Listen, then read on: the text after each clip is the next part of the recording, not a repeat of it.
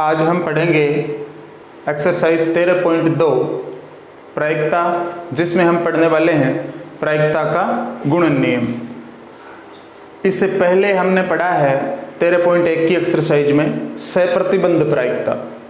तो मैं सहप्रतिबंध प्रायिकता से बात को शुरुआत करते हुए प्रायिकता के गुणन नियम पे आता हूं। देखिएगा, एक घटना A है और दूसरी घटना B है। इन दोनों घटनाओं में एक घटना का घटित होना हमें दिया गया है और जो घटना घटित हुई है उसके घटित होने पर दूसरी घटना के घटने की प्रायिकता क्या होगी, ये अपने को निकालना है सहप्रतिबंध प्रायिकता में। तो देखिए, मान लेते हैं हम एक बार हमें कि B घटना का घटित होना दिया गया है और A घटना की प्रायिकता हमें बतानी है। B घटना के घटित होने पर A की प्रायिकता, इसको लिखते हैं P A/B से। जिसका घटित होना दिया गया हो उसे हर में लिखते हैं, जिसकी प्रायिकता ज्ञात करनी हो उसे अंश में लिखते हैं। तो P A/B बराबर फॉर्मूला होता है सहप्रतिबंध प्रायिकता का P A/B अपॉन PB, यानी A/B की प्रायिकता अपॉन B की प्रायिकता। अब यदि मैं PA/B के नीचे 1 लगा दूं, इनकी क्रॉस मल्टीप्लाई कर दूं, यहाँ पे एक अनिवार्य कंडीशन ये भी है कि B की प्रायिकता है वो कभी भी शून्य नहीं होनी चाहिए। यदि ये B की प्रायिकता शून्य हो जाएगी तो ये अपरिभाषित हो जाएगी। तो देखिए, इन दोनों की मैं क्रॉस मल्टीप्लाई करता हूँ तो PA/B की मैं 1 से गुणा करूँगा तो आएगा PA/B इज इक्वल PA/B की मैं PB से गुणा करूंगा तो आ जाएगा PB, यानी B की प्रायिकता इंटू PA/B की प्रायिकता। इसे बोलते हैं प्रायिकता का गुणन नियम। कोई पूछे कि प्रायिकता का गुणन नियम क्या है तो हम बताएंगे PA/B की प्रायिकता बराबर B की प्रायिकता इंटू PA/B की प्रायिकता।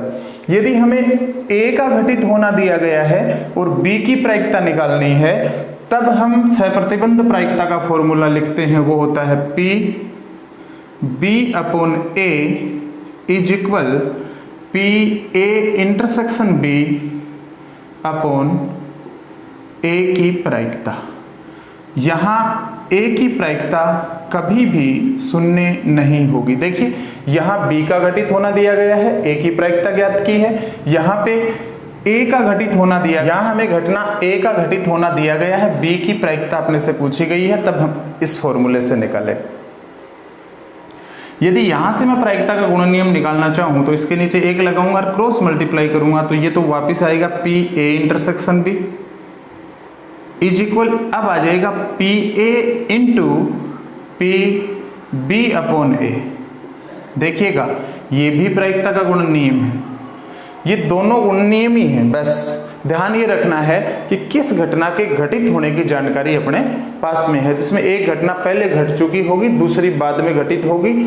दूसरी बात आपको ध्यान में ये रखनी है कि A और B घटना के बारे में आपको ये पता होना चाहिए कि आश्रित हैं या स्वतंत्र हैं। देखिए, यदि B घटना के घटित होने पर A घटना के ऊपर B का प्रभाव पड़ता है तो ये दोनों आश्रित घटनाएं कहलाएंगी, डिपेंडेंट इवेंट्स कहलाएंगी। अर्थात यदि A घटना के घटित होने पर B की प्रायिकता पर कोई प्रभाव पड़ता है या B घटना के घटित होने पर A की प्रायिकता पर कोई प्रभाव पड़ता है, A घटना पर प्रभाव पड़ता है, तब हम बोलेंगे कि ये दोनों घटनाएं आश्रित घटनाएं हैं। और आश्रित घटनाएं हैं तब प्रायिकता का गुणन नियम या तो ये लगना या ये लगना है। एक ही, बस कौन सी घटना की जानकारी दी गई है इस पे डिपेंड करता है। यदि B घटना दी गई है और A की प्रायिकता अपने को निकालनी है, और तब तो गुणन नियम होगा PA/B is equal PB into PA/B। Okay, अब अपने को समझना है, देखिए प्रायिकता का गुणन नियम है PA/B is equal PA into PB/A। इस बार मैंने अपोन में A लिखा है, इसका मतलब पहले घटना एक घट चुकी है, उसके बाद में घटना B घटित हो रही है, तो A घटना का प्रभाव B घटना के ऊपर पड़ता है। मान लेते हैं, तो ये आश्रित घटनाएं हो गई। जब आश्रित घटनाएं होंगी तब हम प्रायिकता का गुणन नियम ये काम में लेंगे। पी ए इंटरसेक्शन बी की प्रायिकता यानी ए इंटरसेक्शन बी की प्रायिकता बराबर ए की प्रायिकता इंटू पी बी अपॉन ए। अब देखो, अब अपने को समझना है कि ए इंटरसेक्शन बी क्या बताता है। ए इंटरसेक्शन बी बताता क्या है? देखिए, इसे बोलते हैं ए और बी।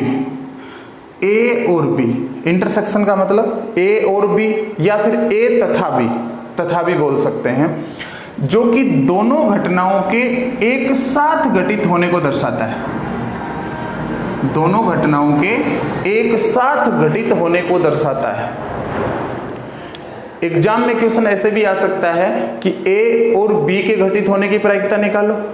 ये भी आ सकता है ए तथा बी के घटित होने की प्रायिकता निकालो। और ये भी पूछा जा सकता है कि दोनों घटनाओं के एक साथ घटित होने की प्रायिकता निकालो। जब दोनों घटनाओं के एक साथ घटित होने की बात करें तब भी उसका मतलब इंटरसेक्शन ही होता है, अर्थात हम ए इंटरसेक्शन बी की प्रायिकता ही निकालेंगे। यदि दोनों घटनाएं, अब ए इंटरसेक्शन बी की प्रायिकता कैसे निकालेंगे? तो प्रायिकता के गुणन नियम से। जब भी एग्जाम में आपसे पूछा जाए कि दोनों घटनाओं के एक साथ घटित होने की प्रायिकता ज्ञात करो, तब आप प्रायिकता का गुणन नियम काम में लेना।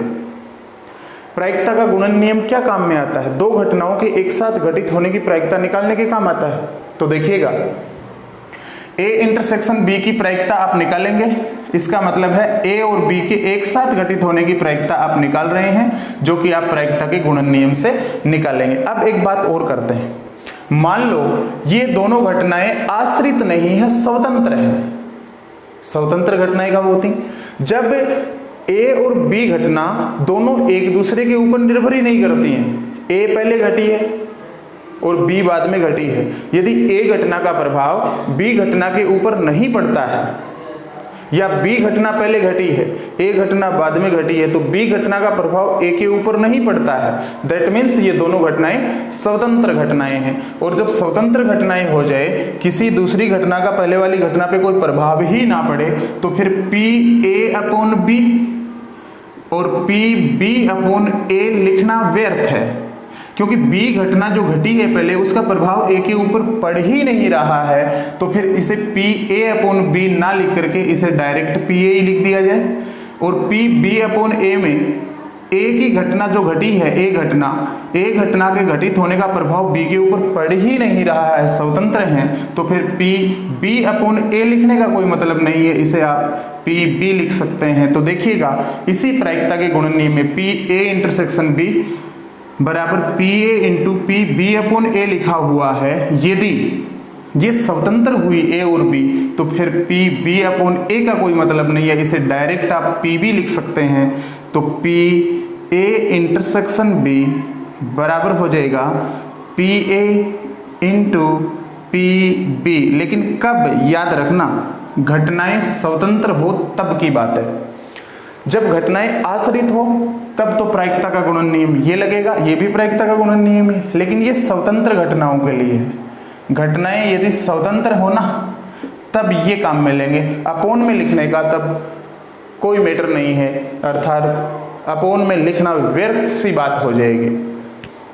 तो ये जो फॉर्मूला है स्वतंत्र घटनाओं के लिए, एक बार पुनः सुन लीजिएगा। प्रायिकता का गुणन नियम कब काम में लिया जाता है? प्रायिकता का गुणन नियम जब दो घटनाओं के एक साथ घटित होने की प्रायिकता निकालनी हो, तब प्रायिकता का गुणन नियम काम में लेते हैं। और प्रायिकता का गुणन नियम दो बातों पर निर्भर करता है कि घटनाएं आश्रित हैं या स्वतंत्र हैं।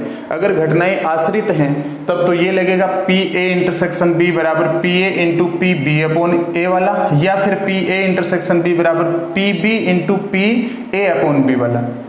और यदि घटनाएं स्वतंत्र हैं तब लगेगा P A intersection B is equal P A into P B. अर्थात जब ए घटना और बी घटना स्वतंत्र घटनाएं हैं, तब दोनों घटनाओं के एक साथ घटित होने की प्रायिकता दोनों घटनाओं के अलग अलग प्रायिकताओं के गुणनफल के बराबर होगी। इस टॉपिक से क्वेश्चन उठता है एग्जाम में कि घटनाएं स्वतंत्र हैं या नहीं, ये बताइए। तो इस चीज को समझना बहुत जरूरी है।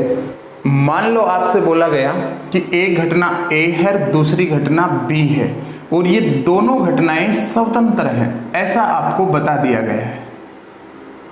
दोनों घटनाएं क्या हैं? स्वतंत्र हैं। अगर ये दोनों घटनाएं स्वतंत्र है तो मैं बेझिझक लिख सकता हूं कि ए और बी की प्रायिकता, ए इंटरसेक्शन बी की प्रायिकता ए की प्रायिकता और बी की प्रायिकता के गुणनफल के बराबर होगी, अर्थात P A into P B. A की प्रायिकता और बी की प्रायिकता का यदि गुणा कर दिया जाए तो वो बराबर होगा ए इंटरसेक्शन बी की प्रायिकता के, तो घटनाएं स्वतंत्र होंगी।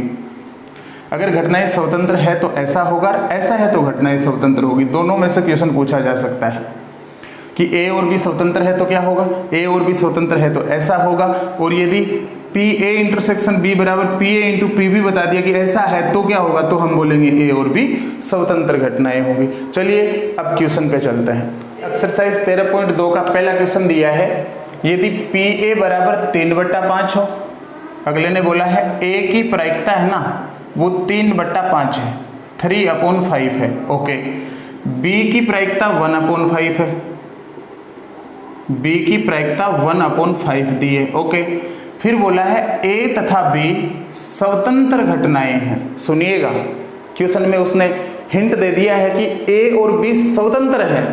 जब ए और बी स्वतंत्र हैं तो हम भली भांति जानते हैं क्या कि ए व बी स्वतंत्र हो तो क्या हो, स्वतंत्र हो तो, और अगले ने बोला स्वतंत्र हैं, तो हम जानते हैं पी ए इंटरसेक्शन बी की प्रायिकता जो होगी, ए इंटरसेक्शन बी की प्रायिकता जो होगी वो ए और बी की प्रायिकता के गुणनफल के बराबर होगी, अर्थात P A into P B होगा। अर्थात पी ए का मान है 3/5, पी बी का मान है 1/5। दोनों की मल्टीप्लाई यदि मैं करूं, 3 की मल्टीप्लाई 1 से करूंगा 3 आएगा, 5 इंटू 5 25 हो जाएगा, यानी 3/25 3/25 ए इंटरसेक्शन बी की प्रायिकता हो जाएगी। दूसरा क्वेश्चन देखिए, 52 पत्तों की एक गड्डी में से यादृच्छा बिना प्रतिस्थापित किए, इस शब्द को देखना, बिना प्रतिस्थापित, इसका मतलब क्या है सुनिएगा। एक बार पूरा क्वेश्चन पढ़ देता हूं फिर समझाऊंगा। 2 पत्ते निकाले गए, दोनों पत्तों के काले रंग का होने की प्रायिकता अपने से पूछी गई है। देखिए, ताश की गड्डी में 52 पत्ते हैं और उन 52 पत्तों से 2 पत्ते निकाले गए हैं। अब देखिए एग्जाम में क्वेश्चन कैसे कैसे पूछा जा सकता है। पहला टाइप लिखा हुआ है कि बिना प्रतिस्थापित किए 2 पत्ते निकाले जाते हैं। बिना प्रतिस्थापित किए का मतलब समझना पहले तो, ताश की गड्डी से पहला पत्ता निकाला और उस पहले पत्ते को निकाल करके अलग रख दिया, वापिस ताश की गड्डी में नहीं मिलाया गया, उसके बाद में दूसरा पत्ता निकाला गया है, इसे बोलते हैं बिना प्रतिस्थापन। एक होता है प्रतिस्थापन के साथ पत्ते निकाले गए हैं। प्रतिस्थापन के साथ का मतलब कि ताश की गड्डी से मान लो 2 पत्ते निकाले गए, तो पहले पत्ता निकाला 52 पत्तों से, उसके बाद में जो पत्ता निकाला है उसको वापस मिला दिया, फिर उन्हीं में से दूसरा पत्ता निकाला है, इसे बोलते हैं प्रतिस्थापना के साथ पत्ते निकालना। तो जब बिना प्रतिस्थापन के पत्ते निकाले जाते हैं तब पहले पत्ते के निकलने पर दोबारा जो पत्ता निकला है उसके ऊपर पहले वाले पत्ते का प्रभाव पड़ेगा, अर्थात वो आश्रित घटनाएं हो जाएंगी। लेकिन अगर पत्ते को प्रतिस्थापना के साथ निकाला जाए, मतलब पत्ते को वापस रख दिया जाए, तब वो स्वतंत्र घटना में शामिल हो जाएगा। तो देखिएगा यहाँ बिना प्रतिस्थापन की बात कर रहा है, इसका मतलब ये आश्रित रहेगा, दूसरे वाला पत्ता जो है वो पहले वाले पे डिपेंड करेगा। अब आपने से पूछा गया है कि 2 पत्ते निकाले गए, दोनों काले रंग के हैं, पहले जो पत्ता निकाला वो काले रंग का और दूसरा पत्ता भी काले रंग का है, दोनों ही पत्ते काले रंग के हैं।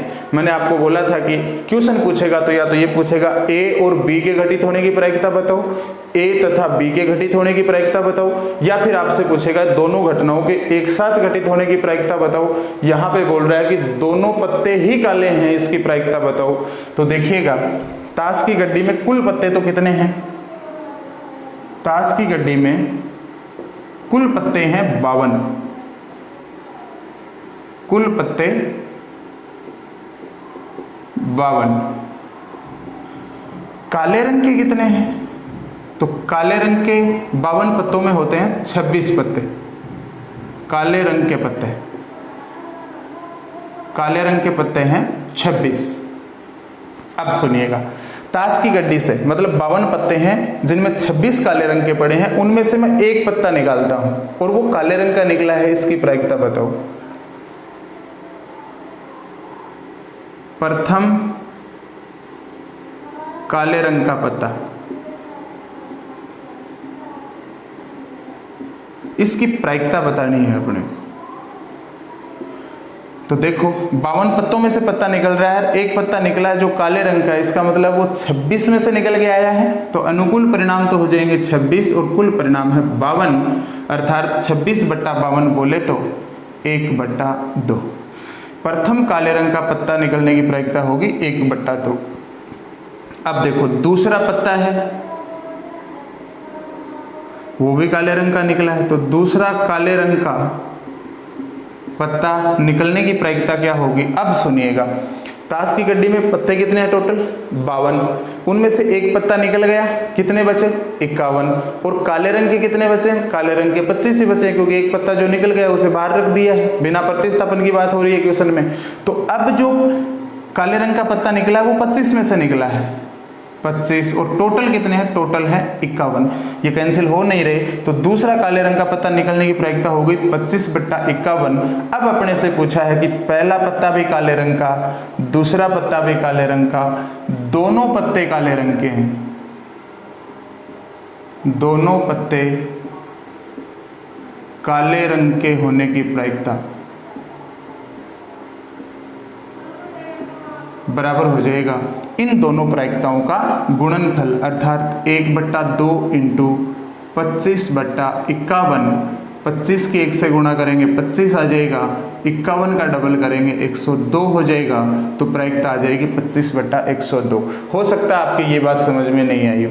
मान लो प्रथम काले रंग का पत्ता निकला, इसको मैं A मान लेता हूँ, दूसरा काले रंग का पत्ता निकला, इसे मैं B मान लेता हूँ, और अब मैं बोलूँगा दोनों पत्ते काले रंग के, मतलब पहला पत्ता काले रंग का और दूसरा पत्ता भी काले रंग का, अर्थात A इंटरसेक्शन B की प्रायिकता। तो पहले पत्ता निकला है A, उसके बाद में निकला है B, तो A का प्रभाव B के ऊपर पड़ा है, तो लिखेंगे B/A, प्रायिकता का गुणन नियम ही है। A की प्रायिकता कितनी दी हुई है 1/2, B की प्रायिकता हमने निकाली है, आई है 25/51। इन दोनों की यदि आप गुणा करेंगे तो आ जाएगा 25/102। आशा करता हूँ क्वेश्चन समझ में आया होगा। अब देखिए क्वेश्चन नंबर 3। क्वेश्चन नंबर 3 में बोला है संतरों के एक डिब्बे का निरीक्षण उसमें से 3 संतरों को यादृच्छा बिना प्रतिस्थापित किए हुए निकाल कर किया जाता है। संतरों का कोई डिब्बा है और उसका निरीक्षण किया जाता है। कैसे किया जाता है, उस डिब्बे में से बिना प्रतिस्थापित किए 3 संतरे निकाले जाते हैं। यदि तीनों निकाले गए संतरे अच्छे हैं तो डिब्बे को बिक्री के लिए स्वीकृत किया जाता है। डिब्बे में से 3 संतरे निकाले जाते हैं, यदि तीनों अच्छे निकल गए तब उस डिब्बे को बेचने के लिए स्वीकृत कर दिया जाता है कि हाँ इसे बेच दो। लेकिन यदि एक भी संतरा खराब निकला है उन तीनों में से तो उसे बिक्री के लिए स्वीकृत नहीं किया जाता है। तो एक बात तो समझ में आ गई कि बिक्री के लिए स्वीकृत होने के लिए अनिवार्य कंडीशन है कि तीनों निकाले गए संतरे कैसे होने चाहिए, अच्छे होने चाहिए। ओके, एक डिब्बा है जिसमें 15 संतरे हैं, जिनमें से 12 तो अच्छे हैं और 3 खराब हैं। ओके, देखो कुल संतरे कितने हैं, कुल संतरे हैं वो 15 हैं। अच्छे कितने हैं, अच्छे बताए गए हैं 12, खराब कितने हैं, खराब बताए गए हैं 3। अपने से पूछा है कि वो डिब्बा बिक्री के लिए स्वीकृत हो गया, इसकी प्रायिकता बताओ। सुनो, अगर डिब्बा बिक्री के लिए स्वीकृत हुआ है तो पहला संतरा भी अच्छा निकला है, दूसरा भी अच्छा निकला है, तीसरा भी अच्छा निकला है। पहला संतरा अच्छा निकला है, इसको मैं A मानूंगा, दूसरा संतरा अच्छा निकला इसे मैं B मानूंगा, और तीसरा संतरा अच्छा निकला इसे मैं C मानूंगा। और तीनों ही संतरे अच्छे निकले हैं, इसकी प्रायिकता अपने से पूछी गई है, क्योंकि वो बिक्री के लिए स्वीकृत तो तभी होगा ना जब तीनों संतरे अच्छे होंगे। तो अपने से पूछा गया है P A intersection B intersection C. मैं ए बी सी किसको मान रहा हूँ? जो पहली बार, दूसरी बार, तीसरी बार 3 संतरे निकाले गए हैं उनकी बात कर रहा हूँ कि अच्छे हैं वो। ए पहला संतरा अच्छा है, बी दूसरा संतरा अच्छा है, सी तीसरा निकाला गया संतरा भी अच्छा है। लेकिन ध्यान रहे ये संतरे बिना प्रतिस्थापना के साथ निकाले गए हैं, बिना प्रतिस्थापना। तो देखो तीनों संतरे अच्छे हैं, इसकी प्रायिकता बतानी है। तो पहला संतरा अच्छा निकला, इसकी प्रायिकता होगी पी ए इंटू दूसरा संतरा अच्छा निकला तो दूसरा संतरा निकलेगा, ये डिपेंड करेगा पहले वाले पर, क्योंकि एक संतरा अच्छा निकल गया वो बाहर पड़ा है। तो लिखेंगे पी बी अपॉन ए इंटू पी तीसरा संतरा निकला है, ये पहले वाले दोनों संतरों के ऊपर निर्भर करेगा, तो इसे लिखेंगे P C upon A B. Upon में लिखने का मतलब है कि ये पहले घट चुकी है। यहाँ ए बी लिखा है, इसका मतलब पहले ए संतरा और बी संतरा, 2 संतरे अच्छे हैं वो निकल चुके हैं, अब तीसरा निकला है। तो देखो इन तीनों की प्रायिकताओं का गुणा करेंगे हम। ए की प्रायिकता कैसे निकालेंगे? देखो कुल संतरा 15 है, अच्छे 12 है, खराब 3 है। पहला संतरा अच्छा निकला है, इसका मतलब 12 में से निकल के आया, टोटल कितने हैं? 15। तो प्रायिकता हो जाएगी 12/15 इंटू एक अच्छा संतरा बाहर पड़ा है, अब अच्छे 11 हैं, टोटल 14 हैं। तो दूसरा संतरा अच्छा निकला, इसकी प्रायिकता हो जाएगी 11/14 और तीसरा अच्छा निकला, इसकी प्रायिकता हो जाएगी 10/13। अब सुनिएगा, 5 का भाग 15 में देंगे 3 आएगा, 5 का भाग 10 में देंगे 2 आएगा, 2 का भाग 14 में देंगे 7 आएगा, 3 का भाग 12 में जाएगा 4 आएगा, ऊपर क्या बचा 4 गुणा 11, नीचे क्या बचा 7 गुणा 13, अर्थात 4 की 11 से गुणा करेंगे 44, 13 के 7 से गुणा करेंगे 91, प्रायिकता आ जाएगी 44/91। अर्थात तीनों संतरे अच्छे हैं, तभी डिब्बा स्वीकृत होगा बिक्री के लिए। तो बिक्री के लिए स्वीकृत होने की प्रायिकता अपने से पूछी गई थी, अर्थात तीनों संतरे अच्छे हैं, इसकी प्रायिकता अपने से पूछी गई थी। तो A intersection B intersection C की प्रायिकता आ जाएगी 44/91। देखिएगा क्वेश्चन नंबर 4, बोला गया है एक न्याय सिक्के और एक अनभिन्नत पासे को उछाला गया है। एक सिक्का और एक पासा उछला है। देखिए यदि मैं सिक्के को उछालूं तो या तो हेड आएगा या टेल आएगा, और यदि मैं पासे को फेंकूं तो या तो 1 आएगा, 2 आएगा, 3 आएगा, 4 आएगा, 5 आएगा या 6 आएगा। तो देखिए मैं टोटल परिणाम लिखता हूं, एक बार सिंपल स्पेस लिख देता हूं। S बराबर, देखिए सिक्के पर मान लो हेड आया तो पासे पर क्या क्या आ सकता है? पासे पर 1 आ सकता है, 2 भी आ सकता है, 3 भी आ सकता है, 4 भी आ सकता है, 5 भी आ सकता है, 6 भी आ सकता है। अगर मान लो सिक्के पर टेल आया तो पासे पर 1 आ सकता है, 2 भी आ सकता है, 3 भी आ सकता है, 4 भी आ सकता है, 5 भी आ सकता है और 6 भी आ सकता है। अर्थात टोटल परिणाम हो गए अपने पास 12। कुल परिणाम है 12 यदि पासे को और सिक्के को एक साथ उछाला जाए तो। अब देखिएगा इसने लिखा है कि मान लें ए घटना क्या है? सिक्के पर चित। ए घटना बता रहा है कि सिक्के पर चित आया है। तो देखो कौन से परिणाम आएंगे? सिक्के पर चित आया, 6 परिणाम आएंगे। H1, H2, H3,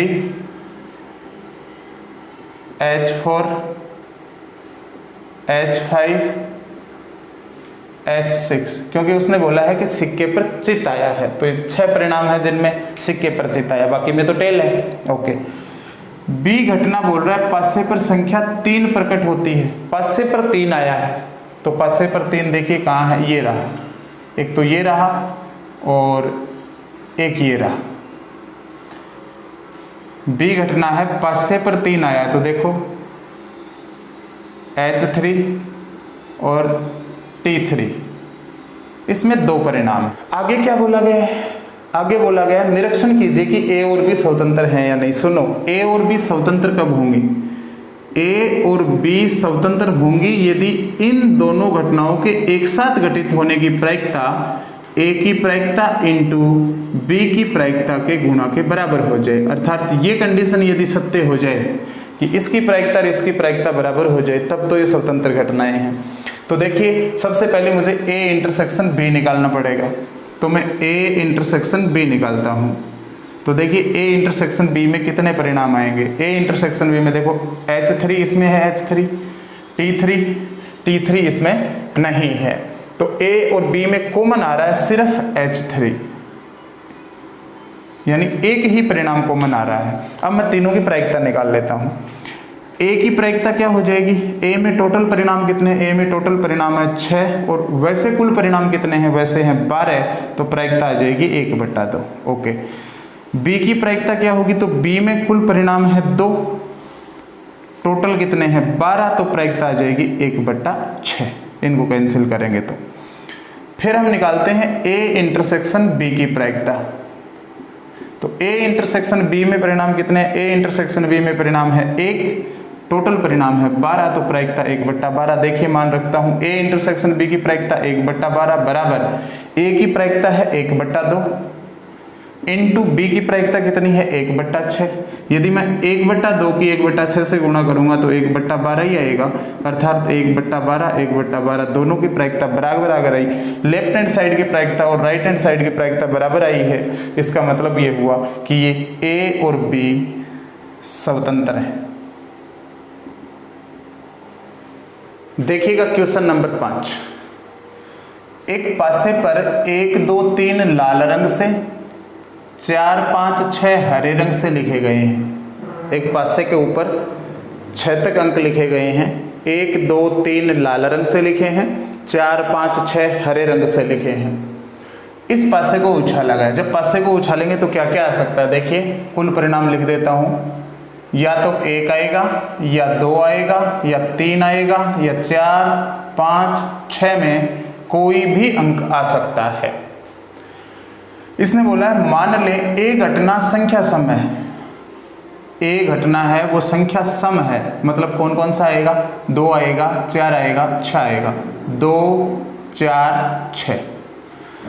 बी घटना में बोला है संख्या लाल रंग से लिखी गई है। अब लाल रंग से कौन सी संख्या लिखी गई है? 1, 2, 3। 1, 2, 3। अपने से पूछा है कि क्या ए और बी स्वतंत्र हैं? हम जानते हैं ए और बी स्वतंत्र होंगे कब? यदि ए इंटरसेक्शन बी की प्रायिकता बराबर हो जाए ए की प्रायिकता इंटू बी की प्रायिकता। अगर ये घटना सत्य हो जाए कि ए इंटरसेक्शन बी की प्रायिकता बराबर हो जाए ए की प्रायिकता इंटू बी की प्रायिकता के, तो ये स्वतंत्र घटनाएं हो जाएंगी। तो हम निकालते हैं। देखो, पहले ए की प्रायिकता निकाल लेता हूं मैं। ए की प्रायिकता, ए में कितने परिणाम है? 3, टोटल कितने हैं? 6, तो प्रायिकता आ जाएगी 3/6 यानी 1/2। फिर मैं बी की प्रायिकता निकाल लेता हूँ। बी में कितने परिणाम है? 3, टोटल कितने हैं? 6, प्रायिकता आ जाएगी 1/2। ओके। अब अपने को निकालनी है ए इंटरसेक्शन बी की प्रायिकता। तो पहले मैं ए इंटरसेक्शन बी निकालता हूँ कि ए और बी में कॉमन कितने हैं। तो ए और बी में कॉमन आ रहा है सिर्फ 2, यानी एक परिणाम कॉमन आ रहा है। तो ए इंटरसेक्शन बी की प्रायिकता कितनी हो जाएगी? ए इंटरसेक्शन बी की प्रायिकता हो जाएगी 1/6, क्योंकि ए इंटरसेक्शन बी में एक परिणाम है, टोटल है 6 परिणाम अपने पास, तो प्रायिकता आएगी 1/6। ये सारे मान यदि मैं यहाँ रखूँ तो ए इंटरसेक्शन बी की प्रायिकता है 1/6 बराबर ए की प्रायिकता है 1/2, बी की प्रायिकता भी है 1/2, तो 1/6 बराबर देखो इनकी गुणा करूंगा तो आएगा 1/4, जो कि दिख रहा है बराबर नहीं है। इसका मतलब ए व बी स्वतंत्र नहीं है। ए व बी स्वतंत्र नहीं है। आशा करता हूँ ये पांचों क्वेश्चन समझ में आए होंगे। इससे आगे के क्वेश्चन अगले वीडियो में करवाए जाएंगे।